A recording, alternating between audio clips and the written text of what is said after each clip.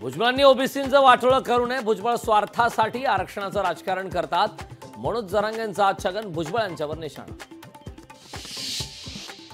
राज्यात आता महाविकास आघाडीचं सरकार येणार. अजित पवार महाविकास आघाडीसोबत असते तर ते मुख्यमंत्री झाले असते. पंढरपुरात राष्ट्रवादी शरद पवार पक्षाच्या जयंत पाटलांचं मोठं वक्तव्य. मुख्यमंत्रीपदाच्या उमेदवारीच्या मुद्द्यावर मवियात उद्धव ठाकरेंची शिवसेना एकाकी. मुख्यमंत्रीपदाबाबत पृथ्वीराज चव्हाणांनी मांडलेल्या भूमिकेला शरद पवारांचाही पाठिंबा. ज्या पुतण्याने काकाचे ऐकले तो लोकसभेत गेला. ज्याने ऐकले नाही तो राज्यात गुलाबी रंग घेऊन फिरतोय. राष्ट्रवादी शरद पवार पक्षाच्या मेहबूब शेख यांचा अजितदादांवर हल्ला. आरक्षणाबाबत सर्वपक्षीय बैठक बोलवावी. बैठकीत जरांगे भुजबळांना निमंत्रित करावं. शरद पवार यांचा मराठा ठोक मोर्चाच्या कार्यकर्त्यांना सल्ला.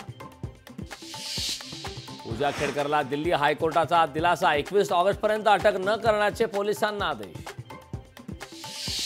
मुस्लिमांवर अन्याय होत असेल तर दिल्लीतील नेत्यांशी चर्चा करू. वक्फ बोर्ड विधेयकाबाबत अजित पवारांचं मोठं विधान.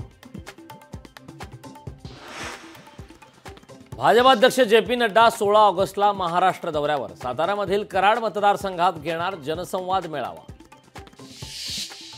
वक्फ बोर्डाबाबत मातोश्री बाहेर आंदोलन करणारे सुपारीबाज. मातोश्री बाहेरील आंदोलनावरून राऊत आणि दादान भुसेनमध्ये जुंपले. भाजपचे रवी लांडगे शिवसेना उद्धव बाळासाहेब ठाकरे पक्षाच्या वाट्यावर. माजी नगरसेवक रवी लांडगेंनी घेतली राऊतांची भेट.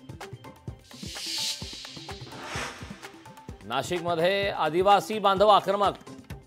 पेसा भरती प्रक्रिया सुरू करावी अशी आंदोलकांची मागणी. रिझर्व्ह बँकेकडून सिबिल स्कोअरच्या नियमांमध्ये बदल. ग्राहकांचा सिबिल स्कोअर प्रत्येक 15 दिवसानंतर अपडेट होणार. नवीन नियम जानेवारी 2025 पासून लागू होणार.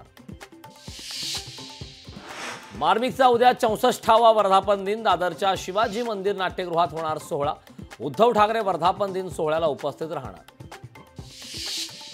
मुंबई पालिकेच्या क्लीनअप मार्शलकडून 1.5 कोटींचा दंड वसूल. 4 महिन्यात 53,725 जणांकडून 1.5 कोटींचा दंड वसूल.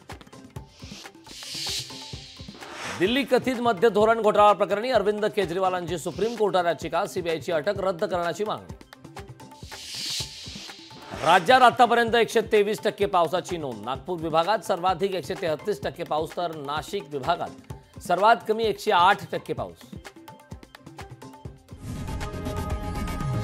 लोकशाही मराठी ऐका, पहा, जागरूक रहा.